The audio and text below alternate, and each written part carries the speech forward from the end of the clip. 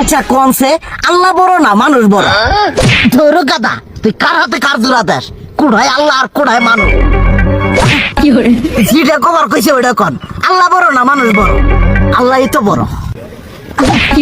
আল্লাহ বড়, তাহলে আল্লাহর কথা না হই না মানুষের কথা শুনেন কে? তুই কি কইতাছস? কি আর আল্লাহর কথা মানে না মানুষের কথা মানে? হ্যাঁ, কি আর মানুষের কথা শুনেন তাই না? আমনে যে ওইদিনকে ডায়াবেটিসের রোগ নিয়ে যে হাসপাতালে গেলেন, ডাক্তার আপনার কত কিছু খাবার না করলো, সব কিছু না খাই এখন চলতেছেন। তাহলে আল্লাহ যে আপনারে কইছে যে হারাম খাবার না, সুদ খাবার না, কই আপনি তো কাম কাজ বাদ দিয়ে এলাকার মধ্যে টাকা পয়সা না গায়ে খালি ওইলে দিয়েই খান, নিজেরা টিয়াও হালাল ভাবে কামাই করেন না, ওই সুদ তো না কয়টা টিয়া করে লাভ আহে ওইলে দিয়ে দিয়ে চলেন আর পেটা বড় বানাইছেন।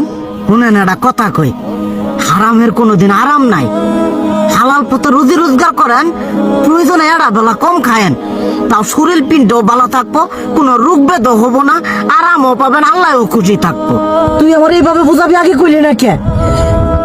আসলে এই বিষয়টা তো আমি কখনো মাথায় এইভাবে নিইনি যে আমাদের কখনো ডাক্তার নিষেধ করলে ঠিকই আমরা নিষেধ মানি, কিন্তু উপর আল্লাহ যে কত কিছু নিষেধ করে দিয়ে সেটা মানি না।